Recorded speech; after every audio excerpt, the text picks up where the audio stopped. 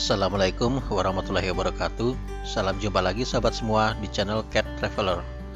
Semoga sehat semua dan dirahmati Allah Subhanahu wa taala. Amin amin ya rabbal alamin. Pada edisi hari ini saya akan membawa materi tentang time travel, yaitu traveling bertema science. Traveling menggunakan imajinasi. Jadi pastikan sobat semua memaksimalkan imajinasi dan simak video ini sampai selesai. Time travel yang saya usung kali ini adalah tentang gravitasi. Apakah gravitasi itu?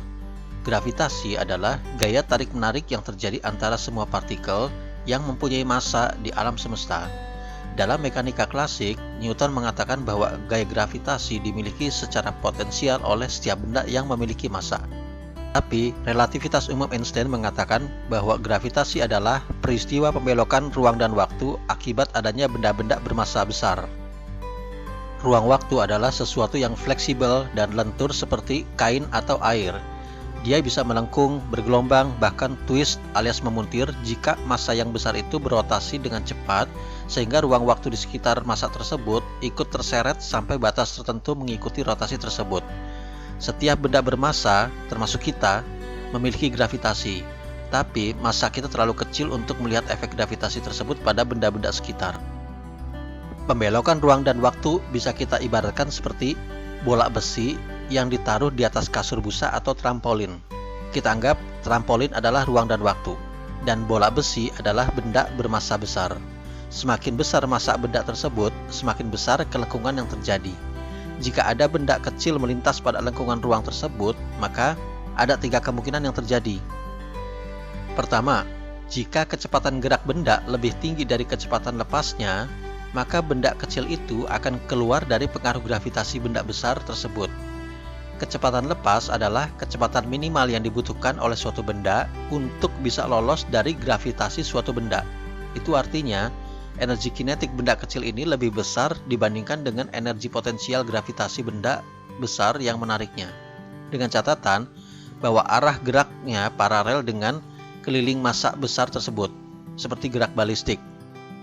Kemungkinan kedua, jika kecepatan benda kecil ini lebih kecil dari kecepatan lepasnya, maka benda itu akan jatuh ke benda bermassa besar tersebut.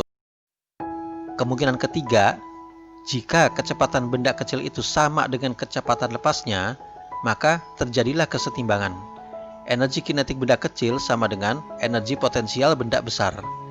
Benda kecil itu akan terus bergerak mengelilingi benda bermassa besar tersebut sampai salah satunya, entah benda kecil atau benda yang besar, berubah massanya. Atau ada gaya lain yang mempengaruhi kecepatan benda kecil tersebut. Nah, inilah yang terjadi pada bulan maupun satelit-satelit buatan yang mengorbit bumi, atau planet-planet yang mengorbit matahari.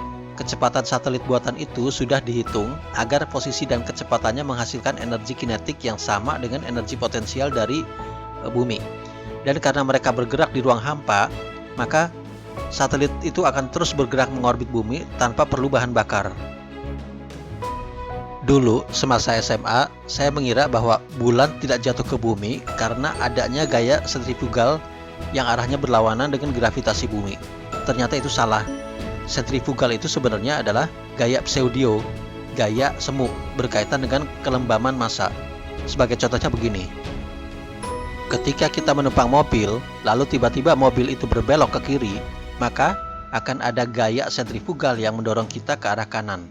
Padahal saat itu tidak ada gaya lain yang mendorong kita ke kanan. Tapi kenapa kita terlempar ke kanan? Atau ketika mobil yang kita tumpangi ngerem mendadak, maka kita akan terlempar ke depan. Atau ketika lift yang kita naiki berhenti pada lantai 20 misalnya, maka kita akan merasa ada yang menekan kepala kita dari atas. Itu semua bukan diakibatkan oleh gaya luar, itu adalah gaya perlawanan yang disebut sentrifugal. Dan bukan itu yang menahan suatu benda, misalnya bulan, dari tarikan gravitasi bumi hingga tetap pada orbitnya, melainkan gerak lurus dari bulan itu. Jika kemudian kesetimbangan energi itu berubah, maka bulan dipastikan akan terlempar keluar dengan kecepatan yang selama ini mempertahankannya untuk tidak jatuh ke bumi.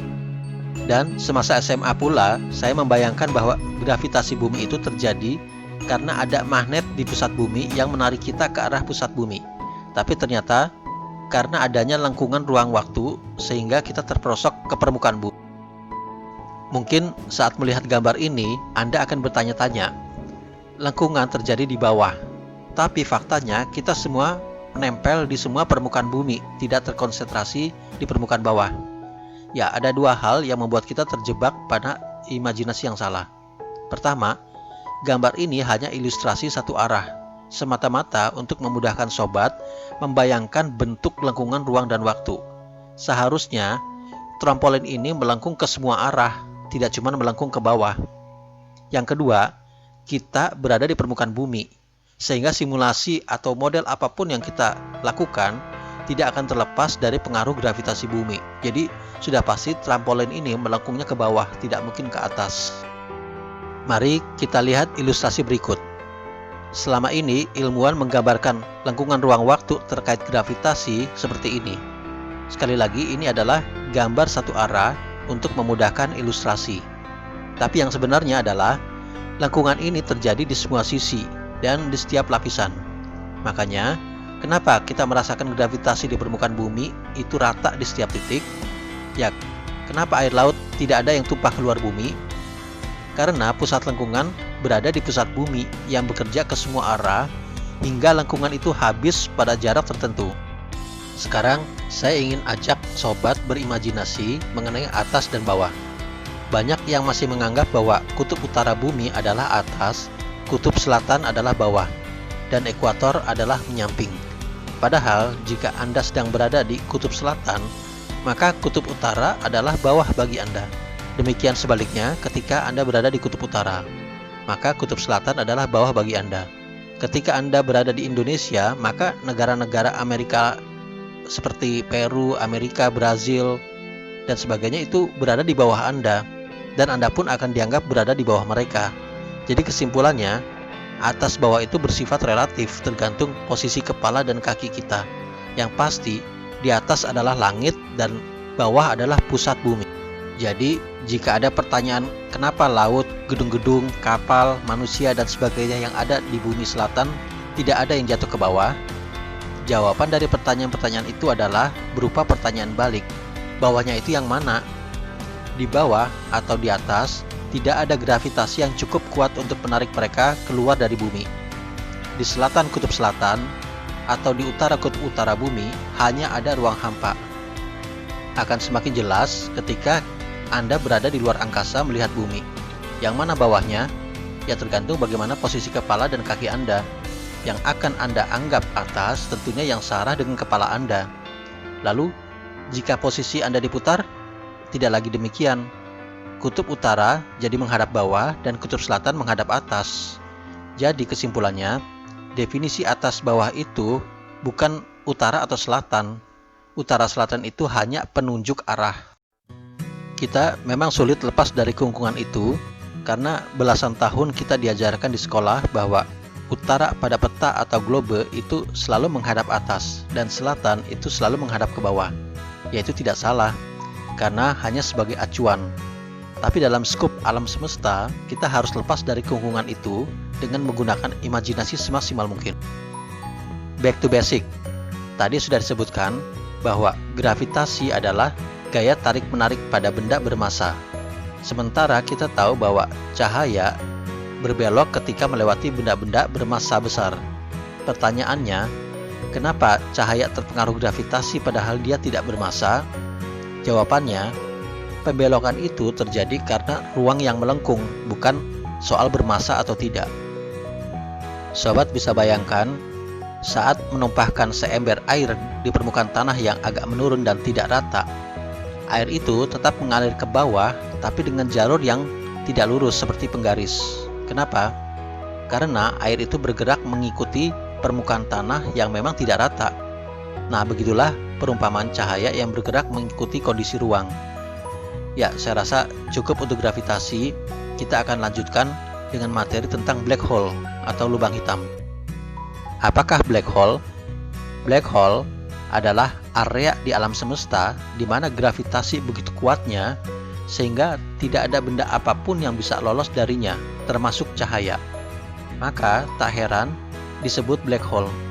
karena kita hanya bisa melihat kegelapan akibat tidak adanya cahaya yang terpancar dari area tersebut.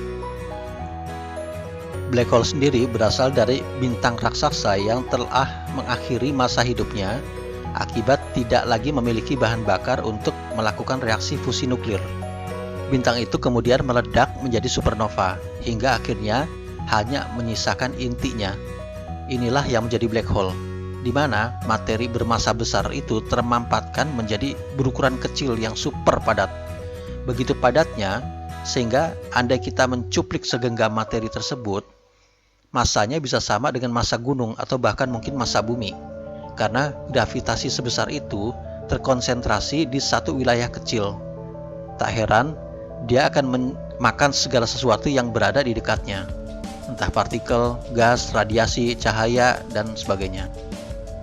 Sebagaimana benda-benda bermassa besar, black hole juga memiliki batas jangkauan gravitasi. Untuk black hole, batas gravitasi tersebut lebih jelas karena pembedanya adalah terang dan gelap. Batas itulah yang disebut dengan event horizon. Banyak yang menyebutkan black hole akan menghisap benda-benda di dekatnya, yakni benda-benda yang berada dalam lingkar event horizon. Namun tadi sudah dibahas bahwa gravitasi adalah fenomena kelengkungan ruang dan waktu. Jadi jatuhnya benda-benda ke black hole, termasuk cahaya, itu akibatnya adanya lengkungan tersebut. Jadi lebih tepatnya, benda-benda itu terperosok ketimbang terhisap. Sama saja dengan peristiwa jatuhnya kita ke bumi akibat gravitasi. Bedanya, pada black hole, lengkungan ruang waktu yang terjadi itu sangat dramatis dan begitu dalam, sehingga cahaya yang memiliki kecepatan sangat tinggi sekalipun masih belum cukup cepat untuk membebaskan dia dari lengkungan ruang dan waktu tersebut. Seberapa besar sih inti black hole? Ya, ukurannya bervariasi. Untuk black hole yang ada di pusat-pusat galaksi, massanya itu bisa mencapai jutaan massa matahari. Ada juga black hole level bintang yang tersebar di beberapa penjuru galaksi, termasuk Bima Sakti. Massanya sekitar puluhan atau ratusan kali massa matahari. Sebagian ilmuwan juga percaya terjadinya singularitas pada inti black hole. Apakah itu singularitas? Yakni kondisi di mana besarnya gravitasi mencapai tak terhingga hingga meruntuhkan ruang dan waktu menjadi satu titik. Konon kondisi singularitas ini, masih menurut para ilmuwan yang percaya tadi, itu bukan hanya terjadi di pusat sebagian black hole, tapi juga terjadi pada saat-saat sebelum terjadinya Big Bang. Mungkin banyak sobat yang bertanya, apa yang terjadi jika kita masuk ke dalam black hole? Yaitu tergantung. Sobat mau jawaban yang fiksi atau ilmiah? Oke, saya jawab yang fiksi dulu ya. Ada yang mengatakan bahwa black hole merupakan pintu gerbang menuju dimensi lain. Lalu kita terlontar melalui pintu seberang yang disebut white hole. Ya, ini kok saya melihatnya lebih mirip wormhole ya, alias lubang cacing. Saya lebih menganggap jawaban ini sebagai cerita sains fiksi. Jawaban kedua, ya ini saya anggap lebih dekat ke ilmiah. Logika saya mengatakan, begitu kita masuk black hole, kita akan melihat alam yang terang benderang. Kenapa? Karena kita akan melihat cahaya-cahaya yang terperangkap dalam pusaran black hole. Menurut sebagian ilmuwan, kita akan mengalami spagetisasi, yakni bentuk spaghetti. Di dunia kartun, ini tentu hal yang lucu. Tapi di dunia nyata, ini sangat mengerikan. Wajah kita yang cantik dan ganteng, tiba-tiba jadi cungkring seperti spaghetti. Ya, ini entah fiksi atau tidak, tapi hukum fisika tidak menyalahkan itu.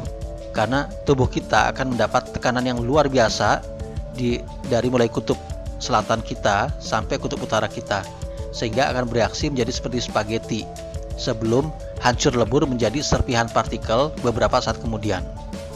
Nah, pertanyaannya, apakah kita bisa keluar dari black hole? Ya, bagaimana bisa? Cahaya pun tidak bisa keluar, karena memang tidak ada jalan keluar, tidak ada ruang yang memungkinkan kita keluar. Analoginya adalah aliran air yang mengalir lewat pusaran. Pusaran itu merupakan black hole dan air adalah cahaya. Kita bisa lihat pusaran terlalu kuat bagi air yang melewatinya untuk bisa lolos, sehingga air yang berada di jalur tersebut, yakni jalur 1 sampai dengan 2 pada gambar ini, tidak akan pernah bisa sampai ke seberang, terjebak di pusaran. Ada netizen yang pernah kasih ide bagus tapi lucu. Saking penasarannya dengan isi black hole, dia mengusulkan gimana kalau kita lemparkan aja kamera ke dalam black hole untuk merekam apa yang ada di dalamnya. Ya, tentu itu pula yang ada dalam pikiran saya sepintas dulu. Pertanyaannya, bagaimana caranya agar gambar itu bisa terkirim ke kita? Black hole pasti tidak akan membiarkan sinyal apapun termasuk elektromagnetik yang membawa pesan gambar tersebut lolos keluar darinya, sebagaimana dia mencegah cahaya untuk lari. Jadi, satu-satunya cara untuk mengetahui isi black hole adalah kita terjun langsung ke dalamnya untuk kemudian tak bisa lagi keluar selama-lamanya. Ya, yang penting rasa penasaran kita terbayar aja. Stop press. Riset lubang hitam raih penghargaan Nobel Fisika tahun 2020. 3 ilmuwan, Roger Penrose dari Inggris, Reinhard Genzel dari Jerman, dan Andrea Ghez dari Amerika, dianugerahi Nobel Fisika 2020 untuk riset lubang hitam. Ketiga ilmuwan tersebut berhasil mencitrakan lubang hitam bermassa 6,5 juta kali massa matahari yang berpusat di galaksi Messier 87 yang terletak 54 juta tahun cahaya dari bumi. Penemuan tersebut membuktikan kebenaran eksistensi lubang hitam yang diramalkan oleh relativitas umum Einstein 100 tahun yang lalu. Oke ya sob, saya rasa pembahasan mengenai black hole cukup sampai di sini. Kita lanjutkan pada wormhole atau lubang cacing. Apakah wormhole itu? Wormhole alias lubang cacing adalah terowongan atau jalan pintas ruang waktu yang menghubungkan dua tempat yang berjauhan di alam semesta. Ibaratnya ketika kita melintasi gunung, melalui terowongan menembus gunung tentu akan menciptakan jarak dan waktu tempuh yang jauh lebih singkat dibandingkan melalui jalur normal di permukaan gunung atau perjalanan dari kutub utara ke kutub selatan bumi. Dalam perjalanan normal, kita melintas pada permukaan melengkung, meskipun kita tidak merasakannya. Tapi andai kita menciptakan terowongan lurus melalui pusat bumi, seperti terlihat pada gambar, maka jarak dan waktu tempuh akan jauh lebih pendek dan lebih cepat ketimbang melalui permukaan bumi. Nah, demikian pula dengan wormhole. Jika kita melakukan perjalanan ke angkasa luar yang sangat jauh, mungkin kita tidak merasa bahwa lintasan ruang yang kita lewati ini sebenarnya melengkung. Nah, wormhole akan membawa kita melintasi terowongan yang lurus. Ya, demikian kira-kira gambarannya. Pertanyaannya, adakah wormhole itu di alam semesta? Ya, sejauh ini belum ada teori maupun eksperimen yang membuktikan keberadaannya. Cikal bakal ide wormhole ini dulu secara tak sengaja ditemukan ketika Einstein dan Nathan Rosen sedang memformulasikan fisika kuantum dengan menggunakan hukum relativitas umum. Perhitungan matematis yang mereka lakukan akhirnya mengarah pada keberadaan terowongan tersebut yang kemudian dinamakan jembatan Einstein-Rosen. Nah, tapi sampai sekarang, setelah beberapa dekade, belum ada bukti-bukti tentang keberadaannya. Apakah secara teoritis keberadaan lubang cacing itu dimungkinkan? Ya, secara hukum fisika tidak ada yang dilanggar mengenai keberadaan lubang cacing.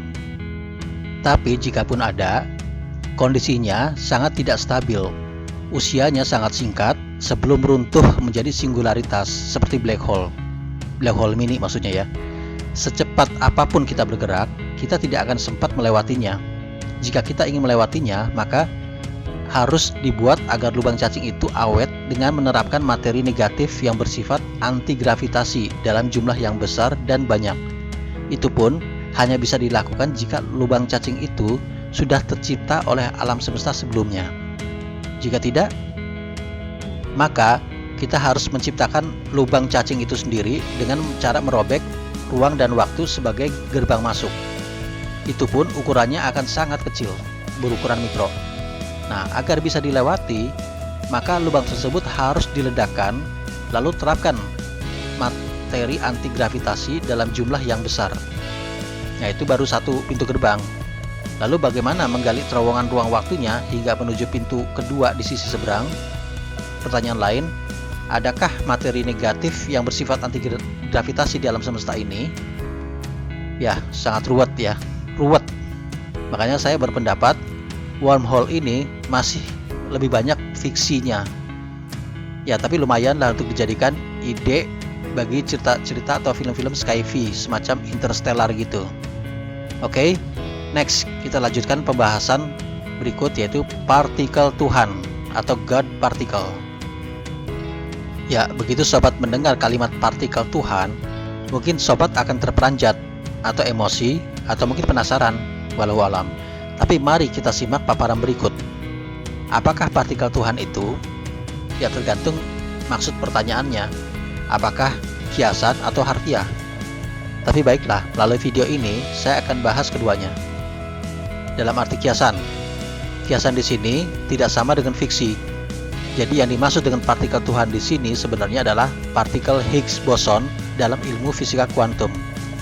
Partikel boson sendiri merupakan partikel elementer pembawa 4 gaya fundamental di alam semesta ini. Nah, apakah yang dimaksud dengan gaya fundamental? Yaitu gaya yang paling dasar di alam semesta yang tidak bisa diturunkan lagi. Kita tahu ada begitu banyak gaya yang bekerja di sekeliling kita. Misalkan gaya friksi, gaya berat, gaya normal, gaya tegangan tali, gaya pegas, gaya listrik, dan sebagainya.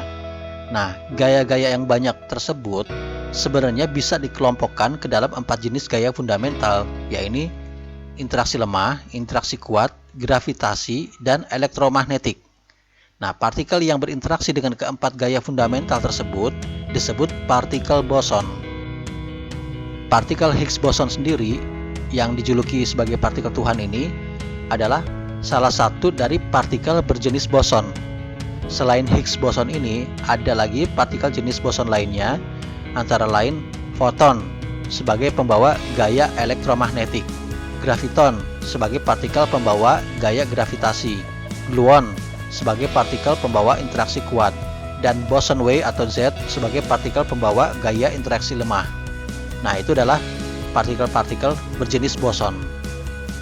Selain berjenis boson, ada lagi partikel berjenis fermion. Nah, yang masuk dalam kategori ini antara lain proton, neutron, elektron, quark, muon, dan lain-lain. Bingung nggak sob?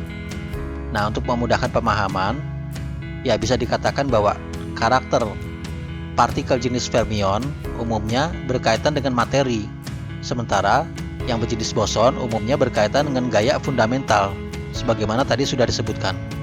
Oke, kita mundur sejenak. Mungkin sobat masih ingat bahwa setiap materi di alam semesta, termasuk kita ini, tersusun atas kumpulan molekul. Molekul sendiri terdiri dari beberapa ikatan atom, misalnya molekul air atau H2O yang terdiri dari 2 atom hidrogen dan 1 atom oksigen. Dulu atom pernah dianggap sebagai partikel terkecil yang tidak bisa dibagi lagi. Ya, karena atom sendiri berasal dari bahasa Yunani yang berarti tidak bisa dibagi.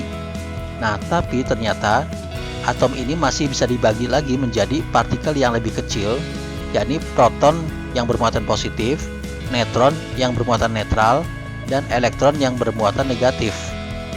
Proton dan neutron ini membentuk inti atom.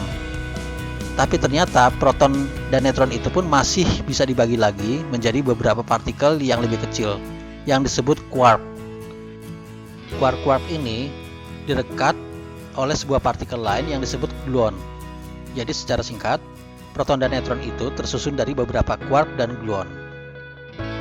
Jika suatu atom kita perbesar miliaran kali sehingga ukuran inti atom, yaitu proton dan neutron dan elektronnya, menjadi sebesar setitik debu, maka jarak antara inti atom tersebut dengan elektronnya adalah 500 meter. Jadi, sobat bisa bayangkan bahwa sebuah atom itu ternyata lebih banyak ditempati oleh ruang kosongnya dibandingkan dengan partikel penyusunnya. Oke, back to laptop. Tadi sudah disebutkan bahwa Higgs boson adalah salah satu jenis partikel elementer berjenis boson. Teori adanya partikel ini pertama kali dicetuskan oleh seorang ilmuwan Inggris bernama Peter Higgs pada tahun 1964. Singkatnya, hipotesa tersebut mengatakan bahwa Higgs boson adalah partikel pembentuk massa. Partikel inilah yang membuat sebuah partikel memiliki massa. Partikel inilah yang bertanggung jawab atas massa sebuah atom molekul, apel, manusia, dan semua materi di alam semesta ini. Teori tersebut telah menempatkan Higgs boson merupakan partikel yang sangat penting bagi fisika partikel dan merupakan kunci keberadaan alam semesta. Maka, para ilmuwan terus mencari pembuktian atas teori Higgs boson tersebut. Tahun 1993, seorang fisikawan asal Amerika Serikat peraih Nobel tahun 1988 bernama Leon Lederman membuat buku tentang partikel Higgs boson yang awalnya berjudul Goddamn Particle, If Universe is the Answer, What is the Question? Yang artinya, partikel sialan, jika alam semesta adalah jawaban, lalu apakah pertanyaannya? Lederman menjuluki partikel tersebut sialan sebagai ungkapan hatinya karena menganggap ini adalah partikel yang penting yang telah mengeluarkan biaya yang sangat besar dan waktu yang begitu panjang untuk mencarinya, tapi begitu sulit untuk ditemukan. Namun, penerbit keberatan dengan kata-kata sialan tersebut pada judul buku. Maka, digantilah Goddamn Particle dengan plesetannya, yaitu menjadi God Particle. Nah, demikianlah asal muasal penamaan partikel Tuhan. Jadi, sama sekali tidak ada kaitannya dengan unsur-unsur Tuhan atau agama. Bahkan, Peter Higgs sendiri sebagai pengusung teori Higgs boson keberatan dengan julukan tersebut karena dia seorang ateis dan tidak ingin kaum teis tersinggung dengan penamaan yang sama sekali tidak ada hubungannya dengan Tuhan. Tahun 2012, CERN, sebuah badan penelitian nuklir Eropa, akhirnya berhasil membuktikan keberadaan partikel Higgs boson melalui sebuah eksperimen yang panjang. Caranya, dua partikel proton diadu dengan kecepatan yang sangat tinggi dengan menggunakan mesin akselerator atom berbiaya 138 triliun. Ya, singkatnya, tumbukan ini akan memecah proton menjadi partikel yang lebih mendasar berenergi tinggi, yang akhirnya membuktikan keberadaan partikel Higgs boson. Namun, usia partikel ini sangat singkat, yakni 10⁻⁻22 detik sebelum meluruh menjadi partikel lain. Itu berarti usianya cuma 1/10 miliar triliun detik. Oleh sebab itu, yang diteliti oleh ilmuwan bukan partikel itu sendiri, ya karena sulit, melainkan hasil peluruhan dari partikelnya. Nah, demikianlah riwayat hidup alias kurikulum vitae dari partikel Tuhan dalam arti kiasan. Ya, sebaiknya untuk kedepannya kita tidak lagi menyebut partikel Tuhan. Nah, sekarang bagaimana dengan partikel Tuhan dalam arti harfiah? Satu ayat Al-Quran sudah cukup membuat saya mengambil kesimpulan bahwa partikel Tuhan tidak bisa dicari, diteoritiskan, diimajinasikan, apalagi ditemukan, yakni firman Allah yang menyatakan bahwa Tuhan tidak sama dengan makhluknya. Titik. Bukan berupa cahaya, bukan berupa partikel, bukan berupa gelombang, radiasi, ataupun materi apapun yang bisa ditemukan di alam semesta. Itu semua adalah elemen ciptaan Tuhan, sehingga Tuhan tidak mungkin berupa itu semua. Partikel adalah materi yang menempati ruang dan waktu, sementara Tuhan tidak menempati ruang dan waktu. Tuhan ada ketika materi atau partikel apapun belum ada, ketika alam semesta masih berupa ketiadaan absolut, tidak gelap, tidak terang, tidak ada atas, bawah, kiri, kanan, tidak ada pula sebelum atau sesudah, tidak hitam, tidak putih, kuning, biru, dan seterusnya. Kesimpulan itu bukan berarti bertentangan dengan sains. Kesimpulan ini mengatakan bahwa sains tidak akan bisa menjangkaunya. Hanya sampai di sini batas sains. Tapi logika bisa membuktikan keberadaan Tuhan. Bagaimana caranya? Ya, silakan sobat saksikan video saya terdahulu dalam episode Time Travel 03 yang bertema pandangan ateis terhadap alam semesta. Jadi kesimpulannya adalah logika bisa membuktikan keberadaan Tuhan, tapi logika tidak bisa mendapatkan unsur Tuhan, bentuk Tuhan, warna, dan sebagainya. Oke, baiklah sobat, dengan penjelasan di atas, maka saya sudahi dulu pertemuan saya sampai di sini. Mohon maaf kalau ada salah kata. Assalamualaikum warahmatullahi wabarakatuh.